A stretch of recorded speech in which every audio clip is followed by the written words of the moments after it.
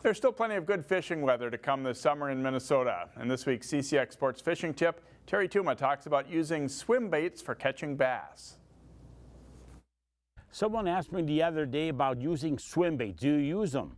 And I said, absolutely yes. And there's going to be certain time frames that we're going to use certain conditions. But with a swim bait, different sizes, different weights, different colors, different profiles. And, you know, really this is a search bait. And so I'm just going to cast it out and sort of a do nothing retrieve where you just cast it out and you just retrieve it very, very slowly depending on the speed itself. And as you can see, I'm using a spinning rod and spinning reel, and I'm also using a braided line for these kind of conditions. And here too, when you're talking about using swimmer bait, just, you know, sure, you can cast it out and retrieve it, cast it out and retrieve it, but do vary, and I'll cast again.